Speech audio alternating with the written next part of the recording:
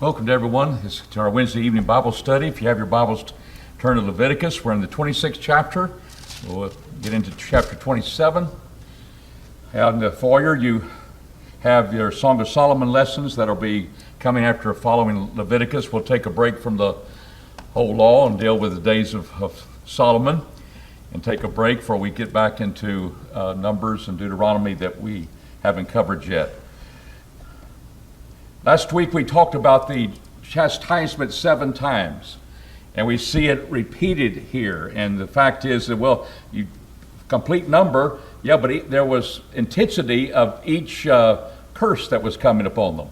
And every time they would not change, there would be another curse upon them. Verse 18 says, if you will not yet for these things, bringing the disease upon them, which we talked about last time, if you will not hearken to me, then I will chastise you 7 times more for your sins. And then I will break the pride of you. You're not going to get rain from heaven because it's going to be like iron. And then on earth will be brass. You're not going to bring forth anything. Your strength shall be spent in vain. Your land shall not yield its increase. So that'll be a problem. And if you walk contrary to me and will not hearken unto me, if that doesn't do it, then there's going to be 7 times more plagues. So it wasn't the ultimate of all plagues, is that now you're going to have a beast that eats your children. I'll bring a beast. Maybe we've seen in the Bible lions were eating the people.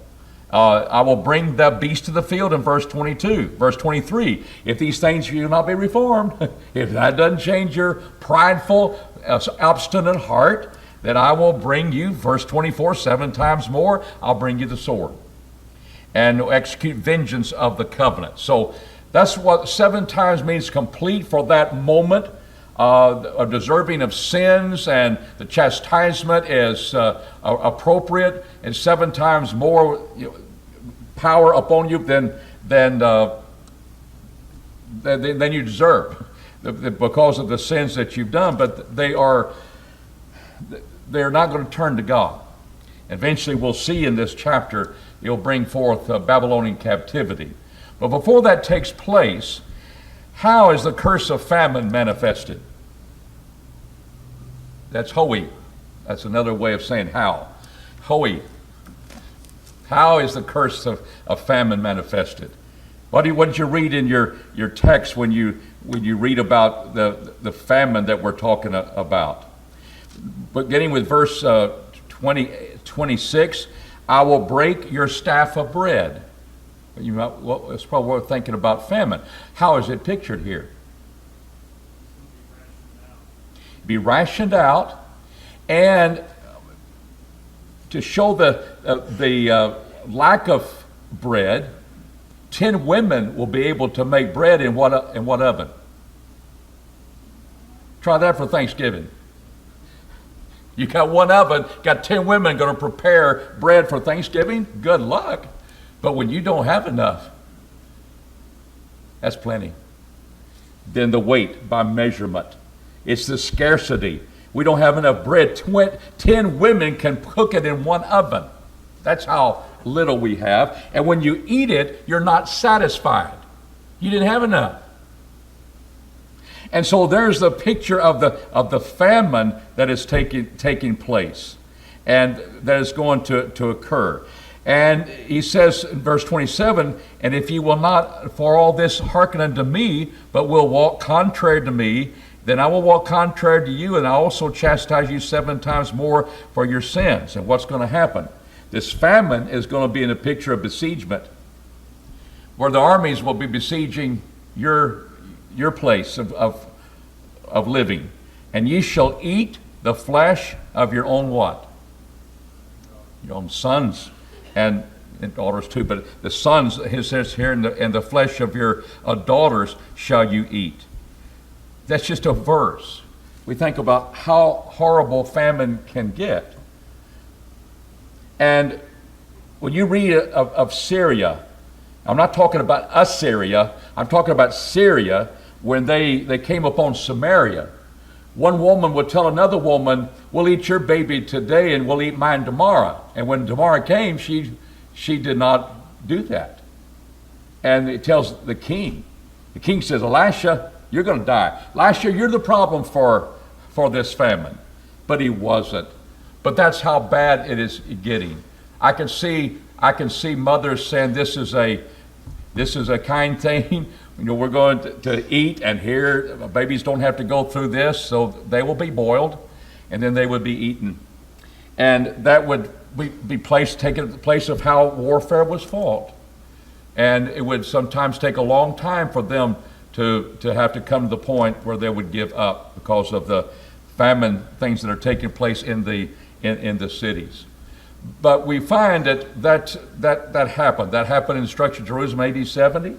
It happened in that type of warfare. All right? How is chapter 26 and verse 33? We look here. And I will scatter you among the nations. If that doesn't all work, this will be for this famine, the ultimate famine, and then you'll give up. And what will happen? I will scatter you among the nations. I will draw out the sword after you. Your land shall be a desolation, and your cities shall be a what? It'll be a desolate or waste. When was this fulfilled in history to the Jewish people? To the Israelites? Syria, 722. And what happened to the southern kingdom in 586?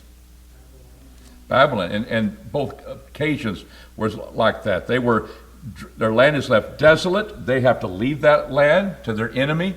They are going to be going off to another as captives. They'll be going to where they appoint them. Syria would scatter them different places.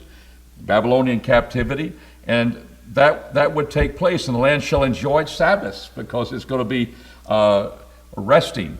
And so here is this: what God does. He disciplines his people. Here's the plagues. Here's the things that are discomforting to you. And if that doesn't work, 7 times more. I've got the point that when will we break your will? When will you realize that you have done evil? And the point is no. And so here's what is taking place in their lives. God would be gracious though if the people would do what? 26, verse 41. What would happen? Because here they're obstinate. They're going to continue their way. But verse 47, you also walk contrary to them. I also walked contrary to them and brought them into the land of their enemies. If then their uncircumcised heart shall be humbled, what will he do? How will he be gracious to his people?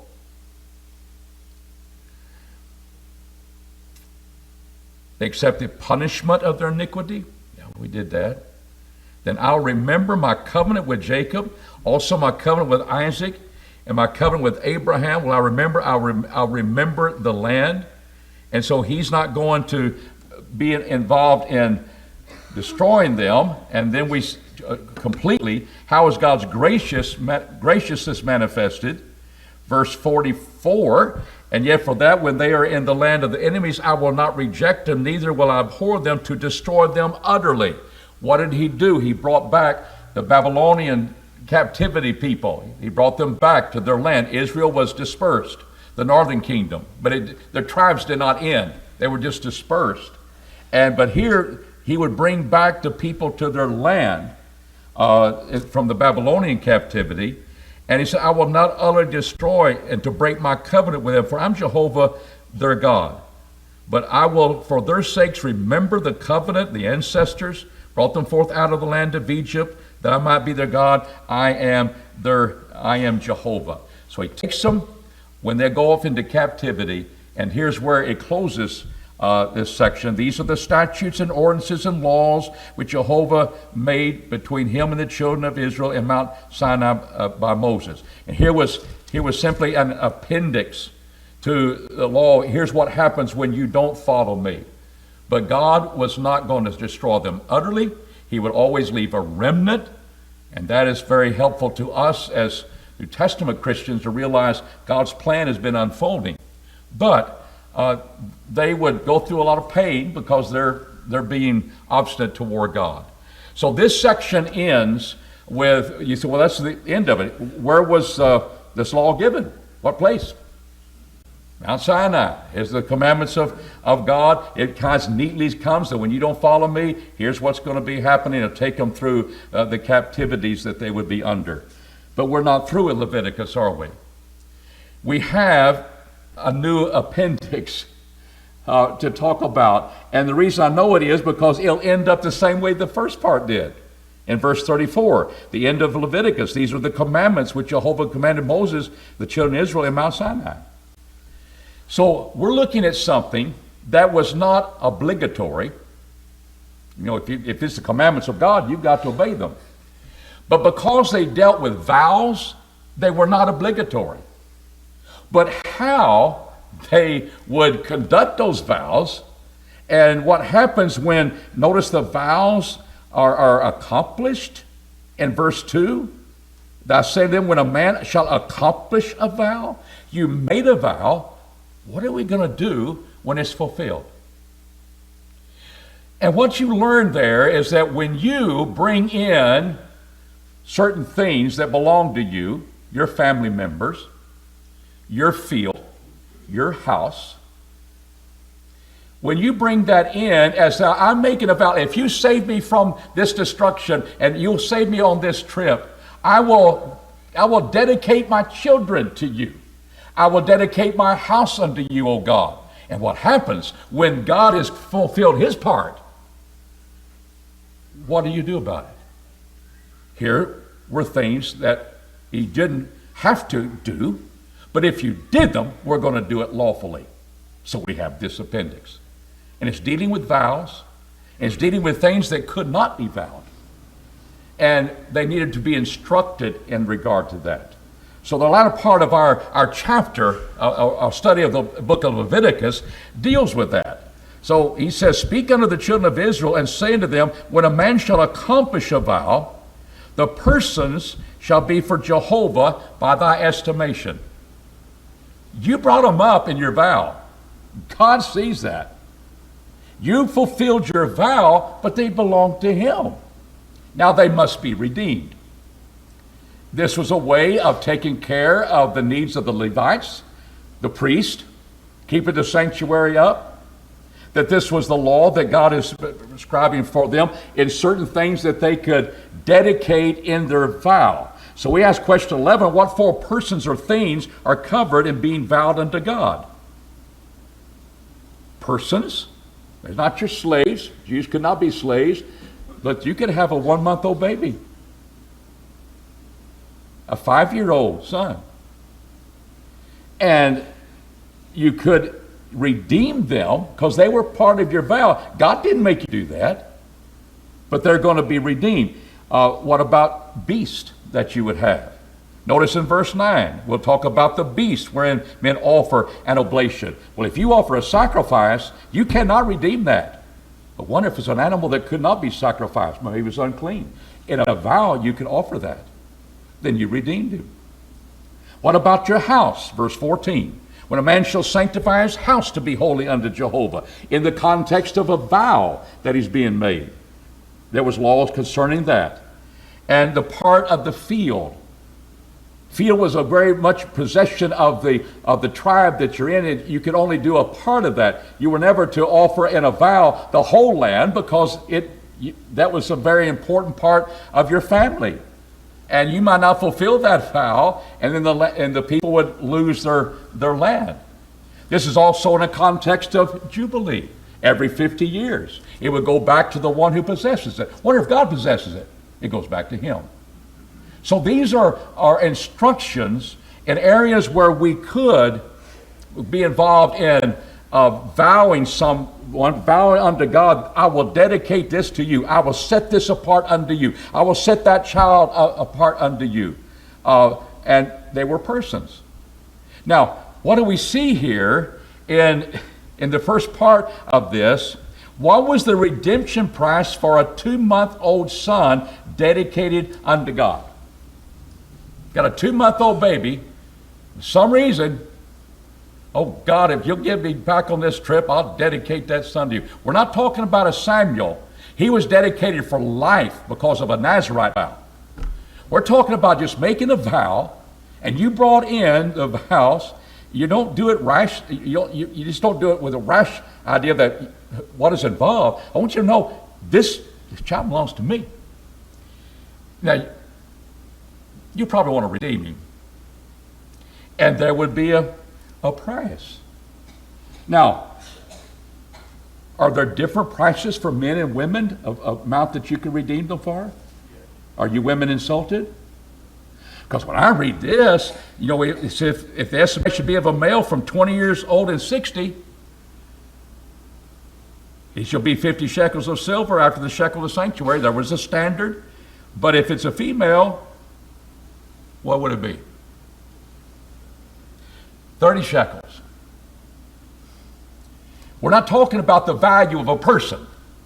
We're talking about the value of their ability to serve you with the strength and the responsibilities they might have as far as carrying a load, doing certain work.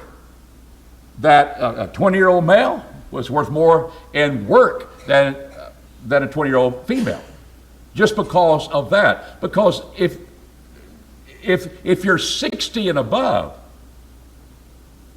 well, okay, you'll have to you'll be worth something too. If he's 60 years and old, to the upward, verse 7, to be a male, estimation will be 15 shekels. Why can't I be a 50 one? We're not talking about the value of you a person, but the value of you as employment in physical labor, being a servant or a maid, hiring yourself out, that I will dedicate that unto you.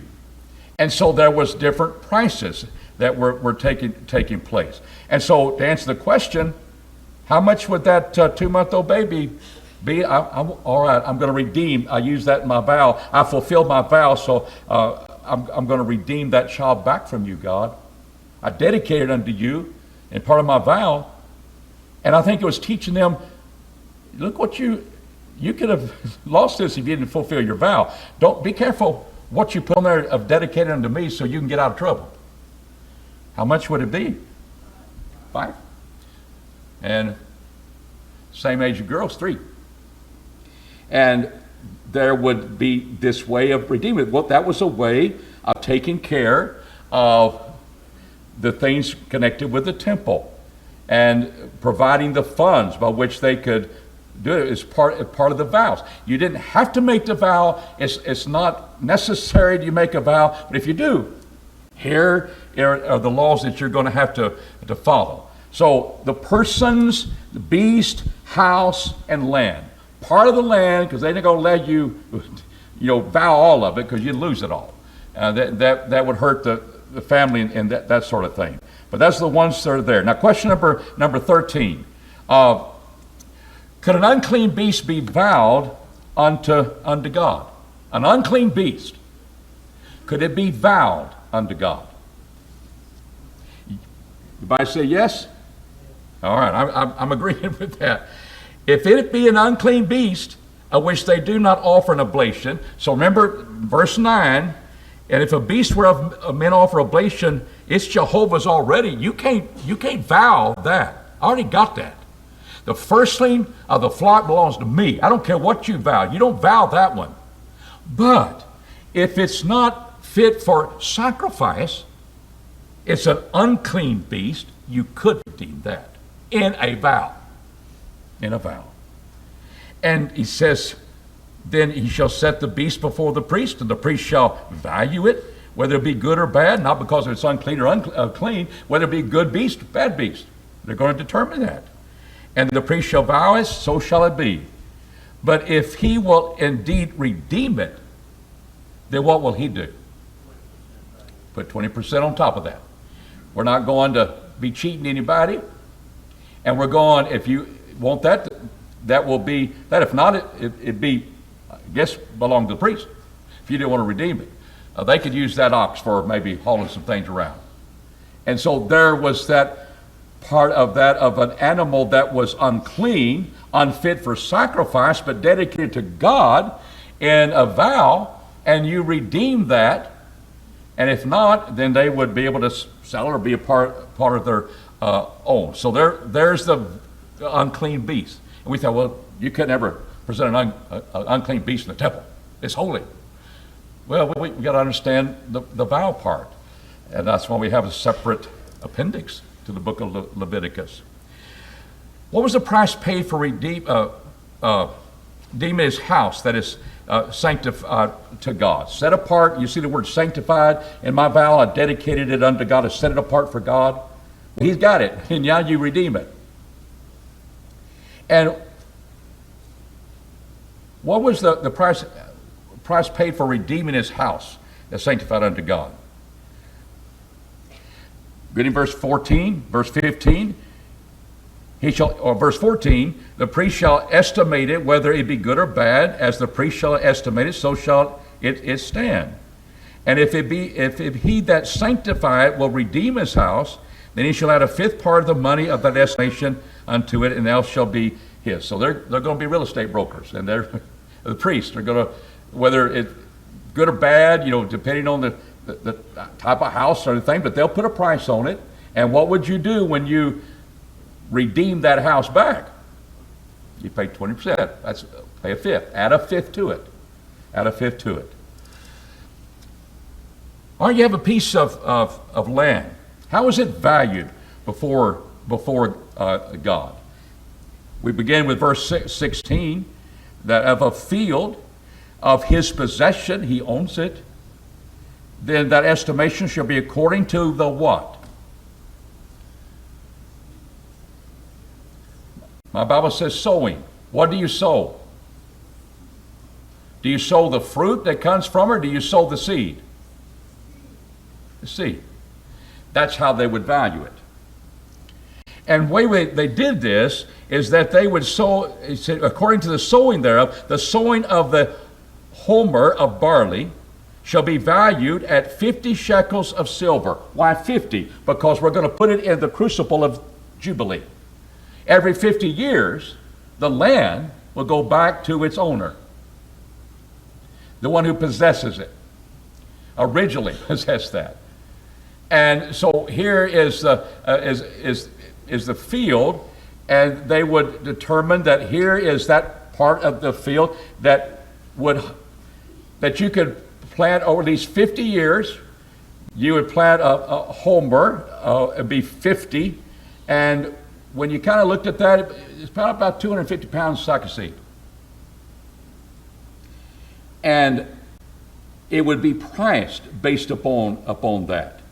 So if you have 50 years, so he says this, if you on the year of Jubilee, you have this land, and it was part of a vow, and you estimate its value. Well, it would be 50 of shekels, plus you would add a fifth every year for that. So you have 50 and plus the fifth that we have. So let's say, but when you offered it, if you redeemed it, and it's 40 years before Jubilee, you've already spent 10 years. It'd be a less price. So you'd have the 40 years that's left of that, plus a fifth every year added to that, and therefore you have the total price. Estimation of the land, as you got closer to Jubilee, it'd be less price. If you got further away, there'd be more of the price. But that was the standard by which they would set it forth. If he sanctifies field from the year of Jubilee, according to that estimation, it shall stand. Verse 17. But if he sanctify the field after Jubilee, then the priest shall reckon unto him the money according to the years that remain unto the year of Jubilee, and an abandonment or decrease. Bible says abatement means decrease, shall be made from thy estimation. And if he sanctified the field if he that sanctified the field will indeed redeem it, then he shall add a fifth part of the money of that estimation unto it, and it shall be assessed to him. So if you only had 1 year left, you'd have to pay a fifth, wouldn't you? So every year would be added the fifth upon that. So let's say you have 40. You've gone through 10 years, and you got 40 shekels, and you have a fifth times that. You would have added to that. You'd add the total amount of shekels that is estimated at. If you will redeem it, that's what you pay. And it would be fluctuating according to how close you are to Jubilee. We've seen that, how Jubilee played in a lot of other things, but this is how it was done in land that you dedicated unto God in a vow. And now you estimate it because you're going to redeem it. And if you don't redeem that, notice in verse 20, if he will not redeem the field, or if he has sold the field to another man, it shall not be redeemed anymore. If you didn't pay to redeem that, and you show dishonor to that, then it's not going to be redeemed any longer. And what's going to happen, but the field, when it goeth out in Jubilee, shall be holy unto Jehovah, and a field devoted, the possession shall be of the priest. It's not going to be going to somebody else. It'll be the priest. So redeem it, and redeem it during the times of Jubilee, because that would be providing the funds that they need. They're paying 20% above what that estimation is, so nobody's cheating anybody. They're paying above that, but that was part of how God was dealing with how, and they're making their vows. He brought in the law that indeed would replenish the needs of the priest, and we're just seeing how that unfolds. Some of it could be redeemed, some of things couldn't be. A firstling of sacrifices that belong to God. You don't vow that one. That already belongs to me. And we'll see how that pans out. Any comments on that? You know, you'd have a fifth, and you maybe had just 4 years left. There'd be 2 more. You know, a fifth times 4. You'd have that addition. That's that multiplication, and then you would add that to a homer every year that you had to Jubilee, and kind of came out even. It's not a bad way of doing things. Any comments that you might have on that? What cannot be redeemed?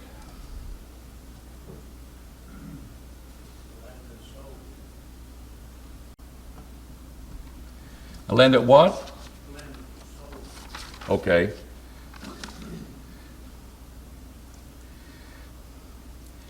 I may get there, but I'm going to start with the firstlings.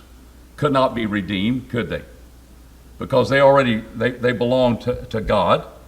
So let's look at that when he and if he sanctified Jehovah a field that he hath bought, and I think this is the point you make, which is not of the field of his possession, then the priest shall reckon unto him the worth of that estimation of the year of Jubilee, and he shall give an estimation. So you're redeeming that one. If he set apart a field which he hath bought, that deed belongs to him, you can redeem it. Verse 23, and the year of Jubilee, the field shall return to him whom it was bought, from whom it is bought, even to him that possession of the land belongeth. That's the way it worked all the time. But we're looking at one here that earlier that will belong to the priest, and it was a field of his possession. Then it would go back to your family, but you did disregarding that so much that you didn't redeem it, and therefore it's not going to be redeemed. It'll belong to the priest, because it didn't want to go out to somebody else in another tribe, because it was so important of the land. But here in verse 20, if you sanctify unto Jehovah a field which he hath bought, which is not of the field of his possession, it's not hereditary in his family tree, then you could redeem that. Now we come to verse 26. Only the firstling among beasts which is made a firstling to Jehovah, no man shall sanctify it. Why? Because firstling of the beast belongs to God already. You had no right to use that in your vow. You're not to do that. But if it be an unclean beast, he shall ransom it according to the estimation, and shall add unto it the fifth part thereof. Or if it be not redeemed, then it shall be sold according to the estimation. Now redeemed, we can sell it. And earlier they could use, the priest could use that. And so firstlings were not to be redeemed. Now, here's redeeming of a firstling that's an unclean beast. So there's a difference there. You see, an unclean beast cannot be sacrificed, and that the first one belongs to God. They have, as far as their sacrifices are concerned, and they were not to redeem that. Now they were to redeem their firstborn son, but here were the things that will be dedicated unto God. Now, notwithstanding, now we go to a different type of vow. We've looked at vows that we've seen of dedication, consecration, but there were also devoted things that you're not, it becomes under the heading what's already devoted to God. Remember Joshua? And remember, they were not to take the devoted thing. And what did Achan do? Well, what's so devoted? It was treasures. But it was dedicated to God because, see, that was a foreign city, and that city, all of it belongs to me. You kill everybody, and everything belongs to me. You were not to take of the devoted thing. That's what Achan did. So devoted, it can happen in a vow, but this is a type of devoted that you kill everything. So you cannot put that in your vows. It already belongs to me. I've put the ban, I put the decree on that land that city belongs to me. You don't take the treasures. You don't take the animals. Those things belong to me. So we have this word, notwithstanding. You get all this, but notwithstanding, no devoted thing that a man shall devote unto Jehovah of all that he hath, whether it be man, beast, field of his possession. He's talking about something totally different from what he's talked about earlier, because you could do the land, you could do the beast. But here he said that's devoted. Anything sold, it shall be sold or redeemed. Every devoted thing is most holy unto Jehovah. By now, every time you see that, most holy unto Jehovah, is not even real special, but it's most holy. It belongs to me, not to you. It belongs to me and my temple and my workers, priests, Levites, and so forth. No one devoted shall be devoted from among men, shall be ransomed, because what's going to happen to him? He's the one that's going to be put to death. Not the one devoting. It's the one who's been devoted. You have been set by God. Destroy all the people in that city. And you're going to dedicate him in a vow? No way. Because this belonged to God, and you cannot to do that. So he shall surely be put to death, is because that's what's going to be dedicated to God. And sometimes I've seen people interpret Scripture, well, that's devoted to God. He's devoted to God. It's so special to God. It's wonderful to him. They don't understand. No, this was the death sentence. I don't take any of that. It's not devoted for God in the sense of, well, God, aren't you blessed? No, I'm bringing judgment upon those people. That's devoted to me. That was a type of devotion that we sometimes miss. But my example is AI and all the problems that happened because of Jericho. That was devoted unto me. You kill them all. And Rahab the harlot was saved. And she saved herself because of her faith. But it was already devoted to God. And it's under a ban of completely destroy them. And that's what he brought this up in the latter part of Leviticus. All the tithe of the land, whether the seed of the land or the fruit of the tree, is Jehovah's. Could one redeem his tithe? Question number 18.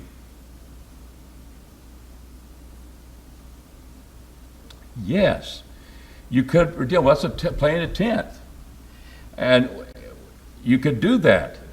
And if a man will redeem all of his tithe, he shall add a fifth part thereof. So God's going to get, you got your tithe, well, he's going to get 20% more as you redeem that. Maybe you didn't feel like maybe you didn't have enough food. You lacked what you need. So what you do, you're not going to just steal that from God. You're going to pay what the 10th part, and you're going to add 20% to it. And that would be a possibility. And all the tithe of the herd of the flock, you're not going to change this one. You're not going to redeem something you want, and maybe it's You want to bring something to God more inferior? No, you're not going to do that. Because as he says, if you tie the herd of the flock, whatever passeth under the rod. So every year, the new babies of the animals would come under a rod, and they'd count them. And it would be that who's passing under the rod, the 10th shall be what? Thank you. The 10th shall be what? It belongs to God now. It's tithing. It's 10% of the increase. And it's of the flock. And he shall be holy unto Jehovah. He shall not search whether it be good or bad, neither shall he change it. And if he change it at all, what happens? Well, that which you wanted to change and that which you're changing to belongs to me now, both of them. That's, well, I don't want to go that route. If you're trying to cheat God, what a law.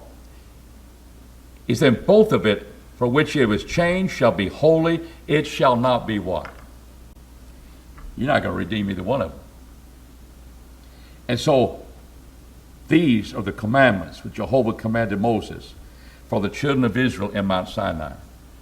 You had to deal with these vows, deal with tithing. There were things that, every 10th thing, you tithe your animals. That had to be a separate thing that wasn't obligatory. That's why I think it's not in this first section.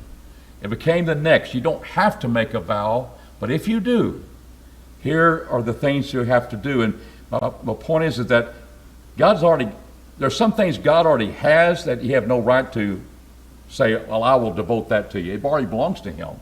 But there's some things you have, that children, so forth, that there would be a payment, a price put upon their ability to serve and their strength and so forth. Not the value of the person, not trying to say males are better than females and that sort of thing. Inferior people, no. It's a fact of what the work they're going to be doing, the service they're going to be offering. The change was there. But in all this, and things that are connected with the Jubilee, the things that they figured out a homer of barley seed could be a fair price for land, because that's what they would produce upon that. So we went through it very hurriedly, but I think some of this, we talked about Jubilee.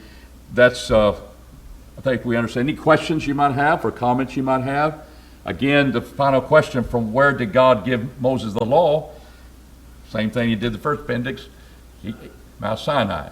And we'll leave them there for a while, and then we'll go 960 BC in the days of Solomon and a Shulamite woman, and we will start next time on the Song of Solomon.